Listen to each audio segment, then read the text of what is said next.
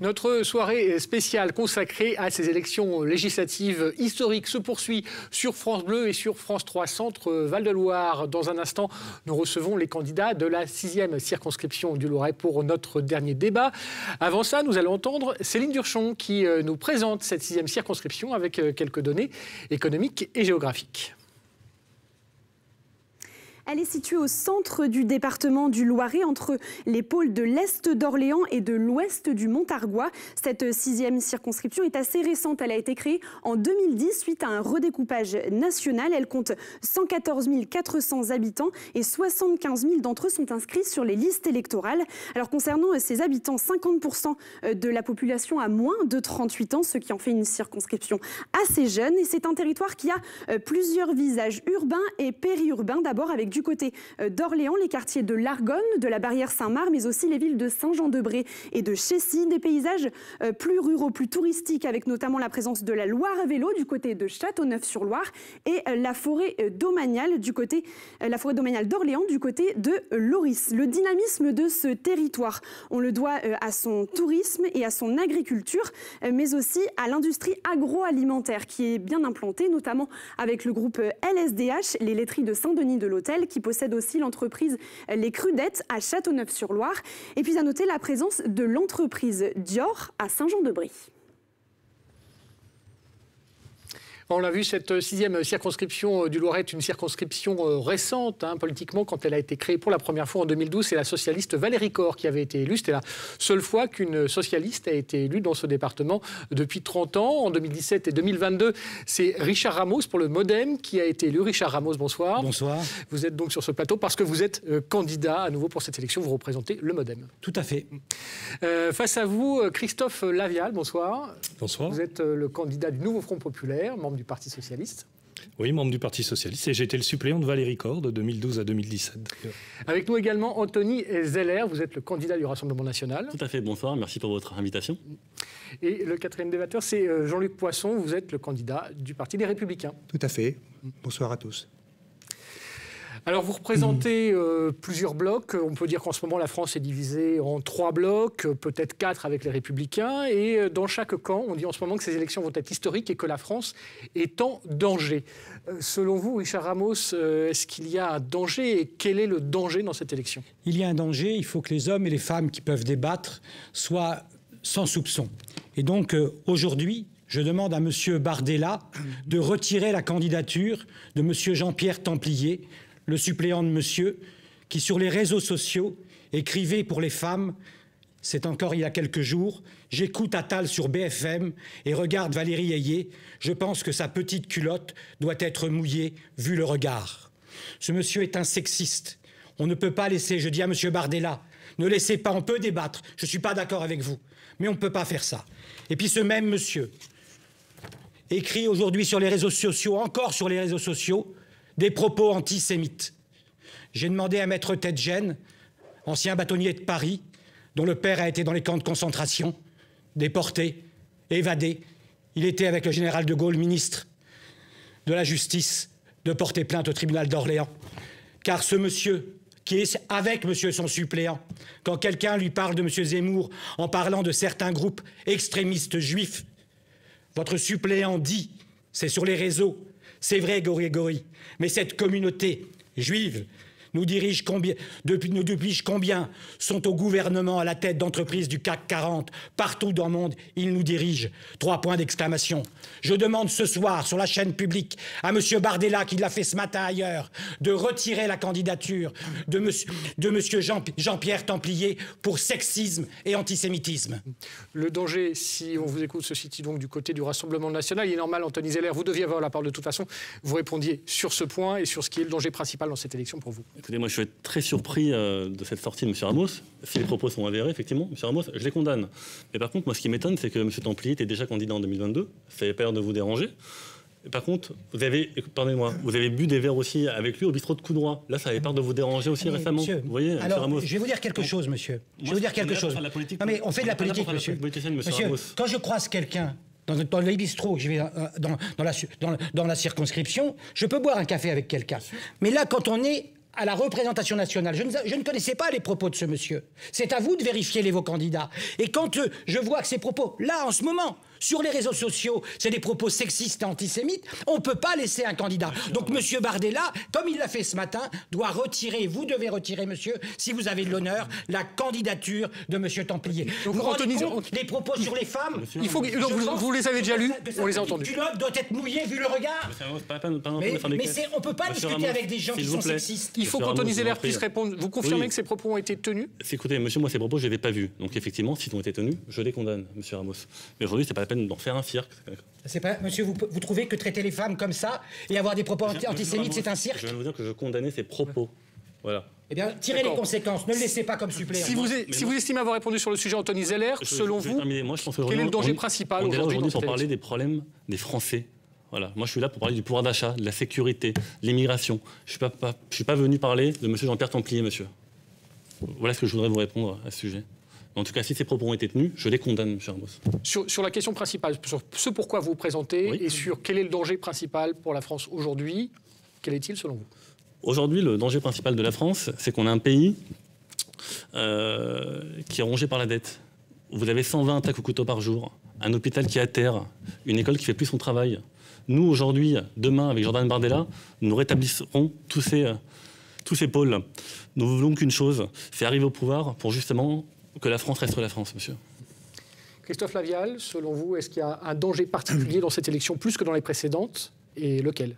Il y a un danger particulier. Le président Emmanuel Macron a décidé de jouer l'avenir du pays au poker ou à la roulette russe, je ne sais pas quelle est la meilleure expression. Il a dissous alors que rien ne l'y contraignait. Il a dissous un petit peu comme vous connaissez cette expression de l'Ecclésiaste, malheur au pays dont le roi est un enfant. Voilà, comme quelqu'un, Jordan Bardella l'a sommé de dissoudre.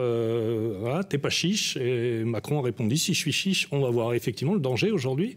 Il est souligné par M. Ramos, c'est que l'extrême droite arrive au pouvoir, pas au pouvoir local, au pouvoir national, prenne le contrôle de nos institutions. Et c'est ça, effectivement, le danger principal qui nous guette. On parle beaucoup de danger, effectivement, en ce moment, Jean-Luc Poisson. Pour vous, il y a un danger aussi particulier aujourd'hui? Moi, je vois deux dangers. Le premier, c'est effectivement le danger économique et financier. On est aujourd'hui dans un déficit financier record.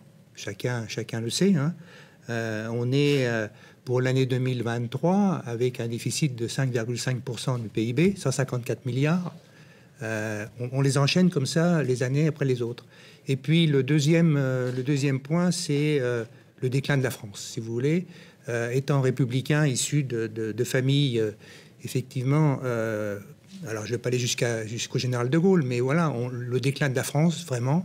Ça me fait mal au cœur et il faudrait faire en sorte de remonter la France. Voilà. Aujourd'hui, chaque camp, bien sûr, prétend avoir la majorité absolue, ce qui est loin d'être une certitude. Peut-être qu'il n'y en aura-t-il pas. Dans l'idéal, Anthony Zeller, vous êtes élu député, l'Assemblée nationale se réunit le 18 juillet, vous avez le pouvoir, qu'est-ce que vous faites? Aujourd'hui, comme l'a dit Jordan Bardella, il y a le temps de l'urgence. Le pouvoir d'achat, la sécurité.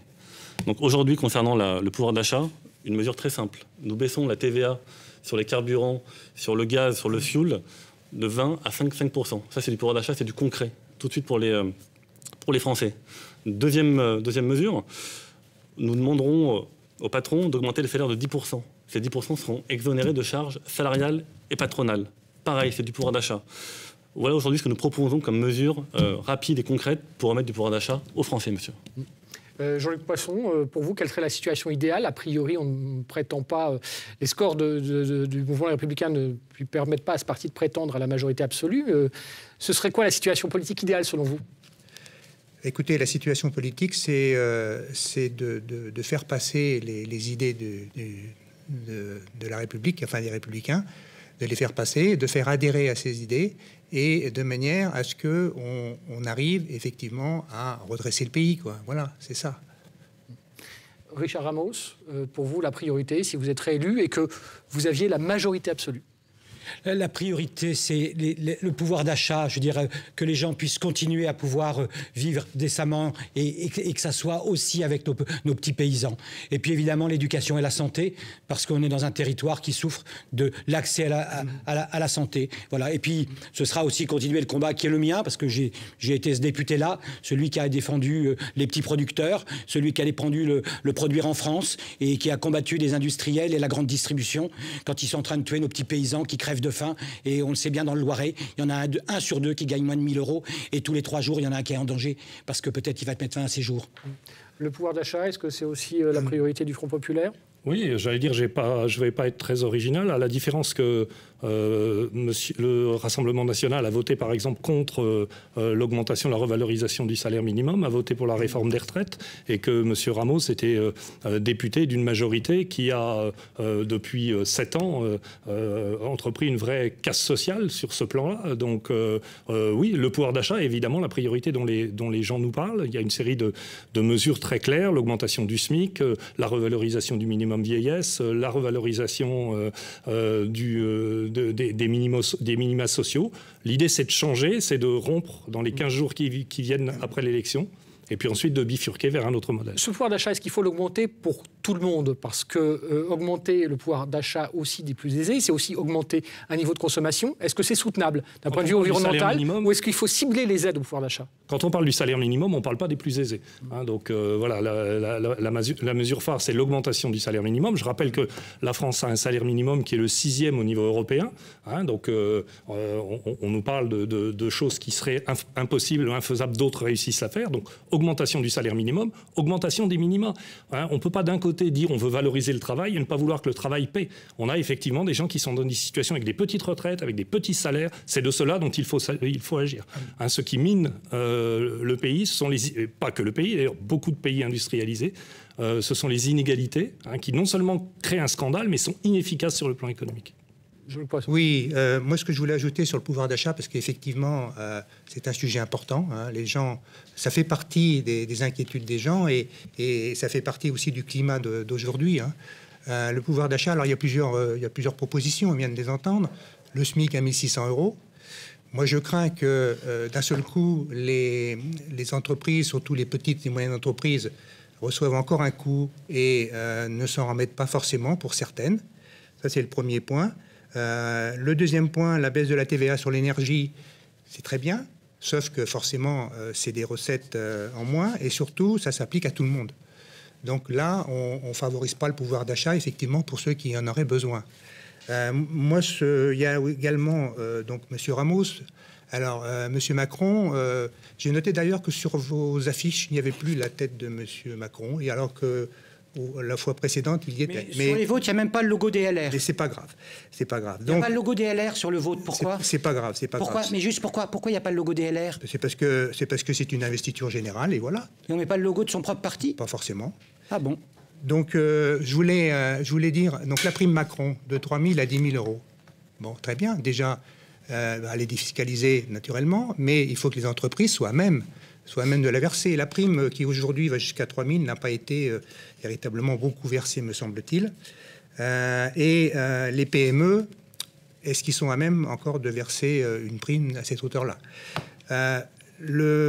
La mutuelle à 1 €, bon, ça me semble assez anecdotique, surtout que le 100% santé a déjà fait beaucoup de mal à ceux qui ont des mutuelles. Pour ceux qui n'arrivent pas à se soigner, c'est pas anecdotique, monsieur. Non. Les pauvs qui nous regardent ne peuvent pas entendre ça, monsieur. C'est pas anecdotique, vous avez le droit de ne pas être d'accord, mais c'est pas anecdotique quand on n'est pas capable de se soigner. Il y a des systèmes aujourd'hui qui permettent aux pauvres de soigner. Quel système ? La mutuelle. La mutuelle, mais il faut qu'il la paye, monsieur. Non, il y a une mutuelle qui est gratuite pour gratuite. La mutuelle solidaire. On va monter Gillette, ça reste gratuit. Voilà. Donc juste pour terminer, ce que l'on propose nous, c'est plutôt une solution pour réindustrialiser et faire en sorte que la France soit plus compétitive, qu'elle dégage des bénéfices, et là, qu'elle permette d'augmenter les salaires, des bas salaires principalement, mais d'augmenter les salaires des employés. Voilà. Sur cette question du pouvoir d'achat, Anthony Zeller, donc la question posée, c'est faut-il augmenter le pouvoir d'achat de tout le monde ? Est-ce qu'on peut continuer avec ce niveau de croissance généralisé, ou est-ce qu'il faut cibler les aides pour limiter la consommation tant qu'on n'a pas un modèle vertueux ? Aujourd'hui, il faut que tout le monde profite de cette hausse du pouvoir d'achat. Il n'y a pas de limite. sans regard sur les conséquences environnementales d'une hausse du niveau de consommation. Aujourd'hui, c'est bon pour le pays. Si les gens consomment, c'est une très bonne chose. Donc oui, il faut que tout le monde puisse en profiter, monsieur. Oui, mais il ne faut pas qu'on puisse, parce que dire aux gens qu'on va, par exemple, mettre pas de TVA sur les produits les moins chers, parce que tout le monde pourrait en profiter, c'est à coup sûr des produits qui seront d'importation. La grande distribution, quand elle voudra faire un produit pas cher, elle ira acheter du poulet ukrainien. Elle ira acheter du lait en Allemagne. Et donc, attention à ce que vous proposez, qui pourrait être une bonne intention. Ça ne soit pas une trappe à aller produire à l'étranger. On le voit aujourd'hui, dans la crise qu'il y a eu, dans la crise inflationniste qu'il y a eu, il y a eu des produits qui étaient faits à Saint-Denis-de-l'Hôtel, puisqu'on en parlait chez Emmanuel Vasnex, qui ne sont plus faits à Saint-Denis-de-l'Hôtel, parce qu'avec la déflation et avec l'inflation, pardon, ils ont été chercher la grande distrib, les produits à l'étranger. J'attire votre attention sur le fait que vous avez parlé un peu plus que tout le monde jusqu'à présent, Richard Ramos, donc on va essayer d'équilibrer les choses. Christophe Lavial. Non, juste, il y a Monsieur Poisson fait partie de ceux qui nous racontent, en fait, il a un raisonnement de comptable qui n'est pas un raisonnement d'économiste, consiste à nous dire que tout serait impossible, hein, qu'on ne peut pas augmenter les salaires, qu'on ne peut pas financer pour les plus pauvres d'entre nous. Voilà, la question qu'on ne pose plus depuis très longtemps d'ailleurs, c'est la question du partage des richesses. Des richesses, il y en a en France. Des personnes très riches, il y en a en France. Question de la fiscalité, on parlait de la TVA à l'instant, c'est pas la question prioritaire, la question c'est les périodes, vous avez oublié en passant d'ailleurs que le SMIC, ça signifie salaire minimum interprofessionnel de croissance. Augmenter le pouvoir d'achat, c'est aussi une manière de créer de l'activité, de créer de la richesse. Et ensuite, on la redistribue. Les années les plus prospères dans nos pays, c'est des années dans lesquelles les pays étaient solidaires, dans lesquelles l'impôt était progressif, dans lesquelles on redistribuait les richesses. On oublie toujours ça dans cette équation. On oublie à la fois la dynamique que peut entraîner la diffusion de pouvoir d'achat, la dynamique macroéconomique, et on oublie l'importance décisive de la redistribution. La question du partage des richesses, elle est aussi importante dans un autre débat de cette campagne qui a été aussi le débat de ces derniers mois, c'est la réforme des retraites. Là-dessus, il peut y avoir du changement, un changement assez radical. Enfin, soit on continue avec ce que vous aviez mis en place avec votre majorité, Richard Ramos, soit on a un changement radical. Anthony Zeller, est-ce qu'on peut préciser la position du Rassemblement national, parce qu'il a été question d'une réforme et peut-être repoussée à plus tard. Comme je l'ai dit aujourd'hui, il y a le temps des urgences. Donc pouvoir d'achat, sécurité, immigration. Dans un deuxième temps, vers l'automne, on aura le temps des réformes. On a toujours dit que cette réforme, nous l'abrogerons.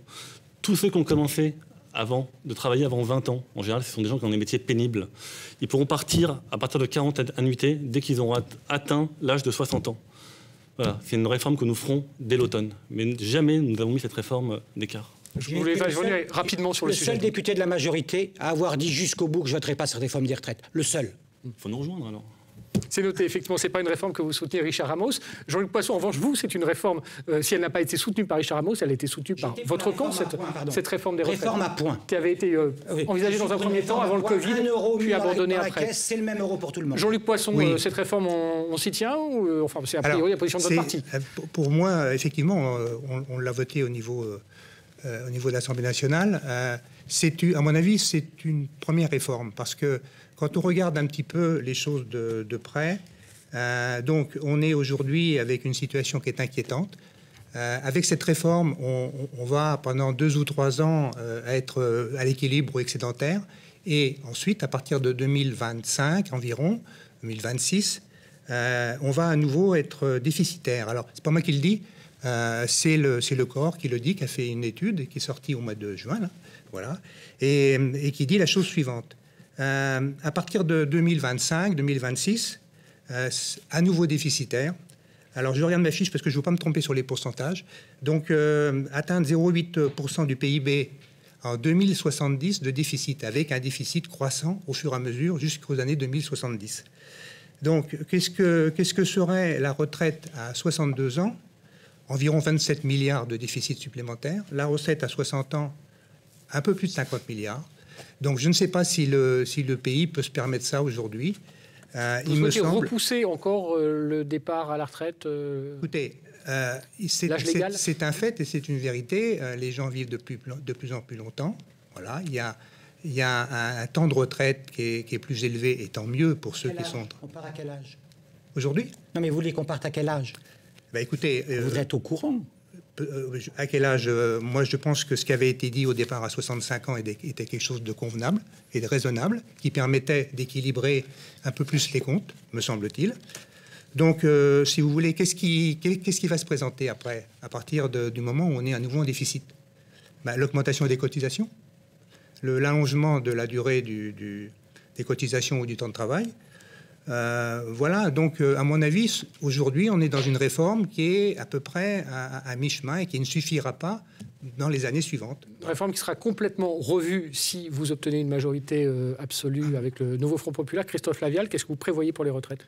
Nous, on prévoit d'abroger dans les 15 jours qui suivent, si on a la majorité absolue, les décrets d'application de la présente réforme.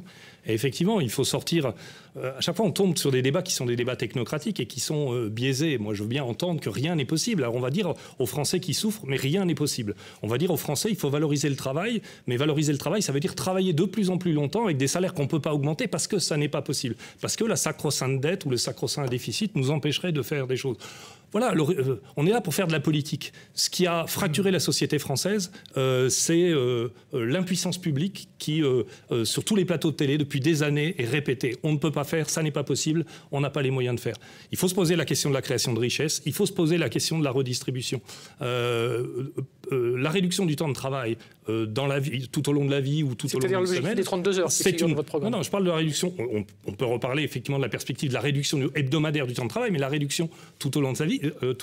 Donc la question des retraites, c'est une modalité de partage des richesses. Donc c'est un choix à faire dans le partage des richesses. Et voilà, et c'est un débat qui est un débat politique, qui n'est pas un débat technocratique. Il y a une première étape qui est l'abrogation, il y en aurait une deuxième qui serait tendre vers la retraite à 60 ans. C'est ça, l'idée c'est que ça reste un horizon. On ne peut pas admettre que dans une société qui continue de se développer, on dise aux gens il y a un certain nombre d'acquis sociaux sur lesquels on revient.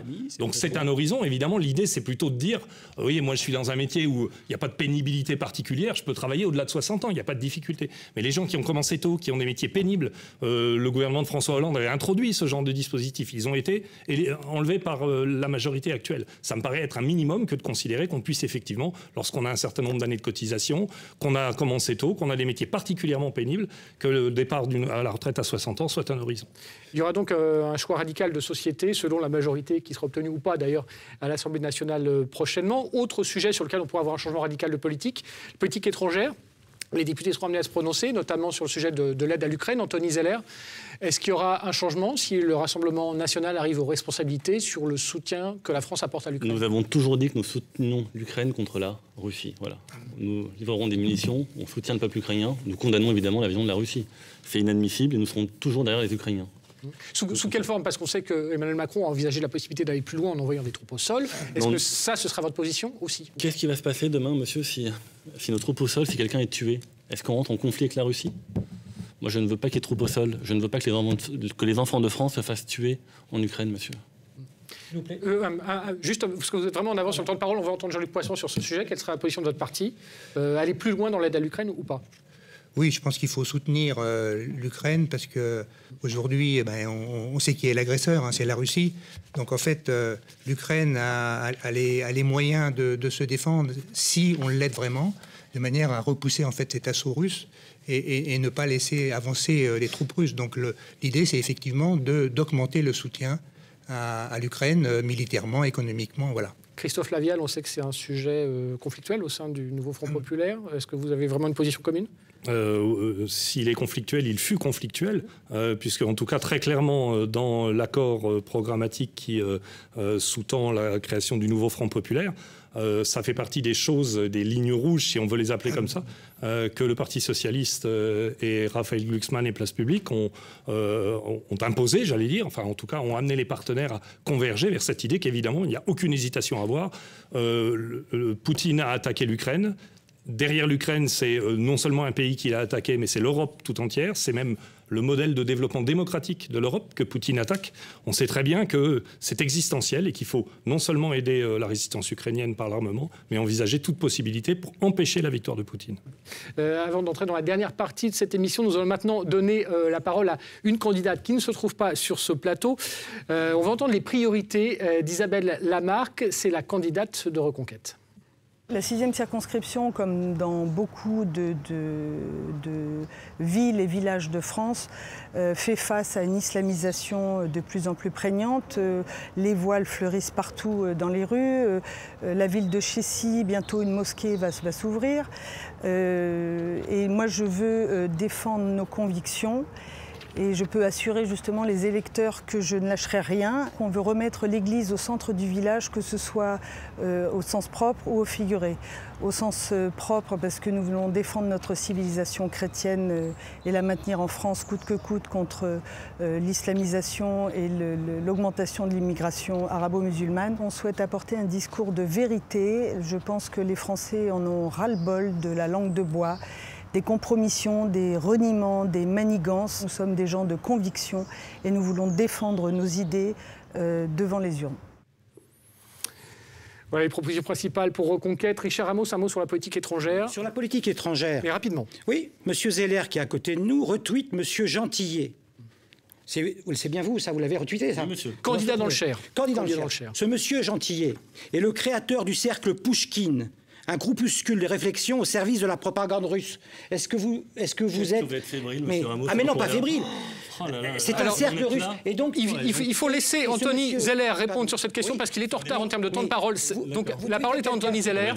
Sur ce point, quelqu'un qui est pro-russe et qui a été avec M. Mariani en Russie et régulièrement en Russie. Est-ce que vous fréquentez Anthony ce cercle-là? Zeller, vous avez la parole. Monsieur, ça n'intéresse pas les Français, monsieur. De savoir si vous êtes pro-russe, non, ça ils sont là pour le pouvoir d'achat, pour la sécurité. Est-ce que vous fréquentez le cercle Pouchkine? Vous voulez qu'on parle du Hamas, peut-être? Est-ce que vous fréquentez le cercle Pouchkine?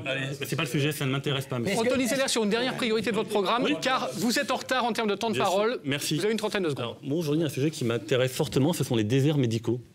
Je pense qu'on a tous, dans notre cercle d'amis, de famille, du mal à avoir des rendez-vous.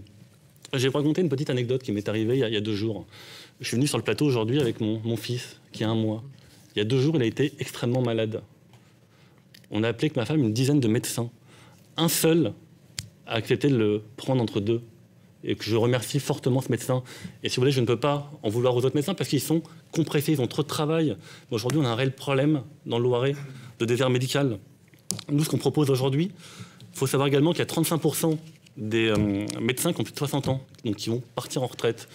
Au Rassemblement national, nous proposons à ces médecins de les exonérer d'impôt sur le revenu pour qu'ils puissent continuer à travailler. Nous sommes également pour le développement de la télémédecine, de la téléconsultation. Et une dernière proposition à ce sujet.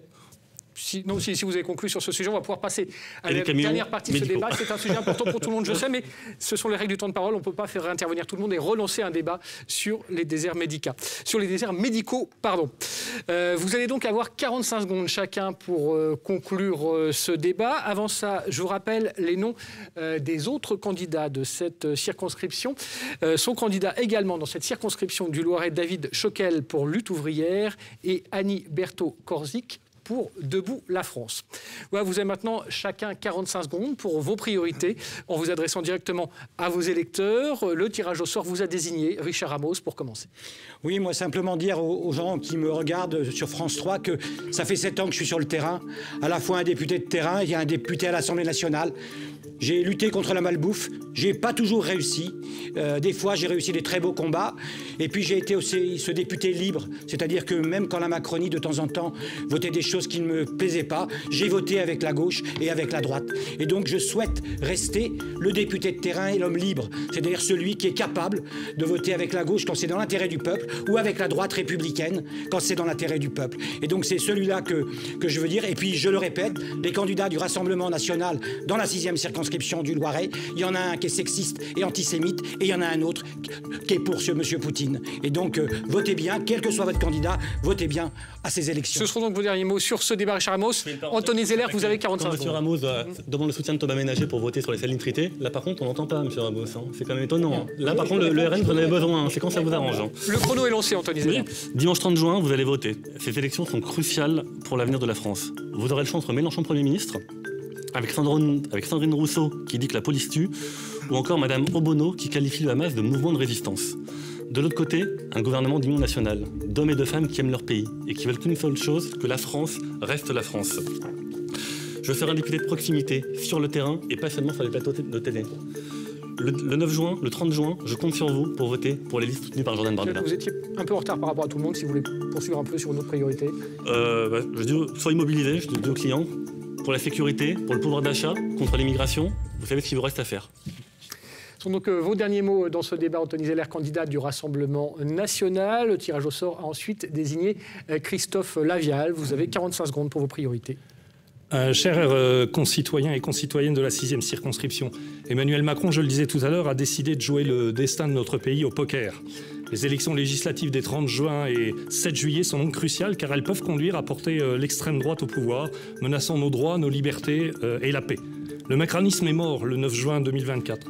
Il n'a ni la force ni la légitimité pour faire barrage à l'extrême droite.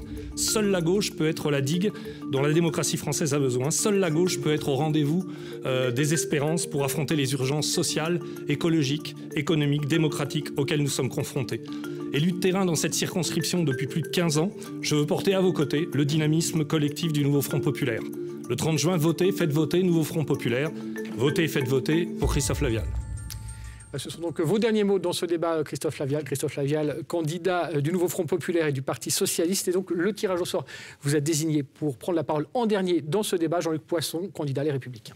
Pourquoi pas.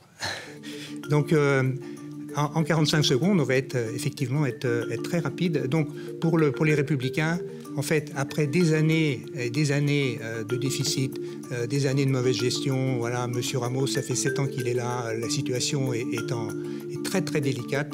Nous, ce que l'on propose, c'est, au travers de 3 piliers, c'est de redresser la France. Donc le pilier santé, une désertification médicale qui est importante. Il y a 11% des habitants du Loiret qui n'ont pas de médecin. À Saint-Jean-de-Bray, 22 000 habitants, 5 médecins. Voilà, donc sur le pouvoir d'achat maintenant qui effectivement inquiète beaucoup de gens, mais contrairement à la Macronie qui laisse un pays très endetté, comme il n'a jamais été, on propose, nous, effectivement, une réindustrialisation et une augmentation du pouvoir d'achat. Et juste un mot sur l'immigration. Ce seront les derniers mots de ce débat. On ne peut vraiment pas aller plus loin. Jean-Luc Poisson, vous aviez 45 secondes. Merci de nous avoir suivis. Merci d'avoir été avec nous sur ce plateau. La semaine prochaine, un nouveau rendez-vous avec d'autres débats dans d'autres départements.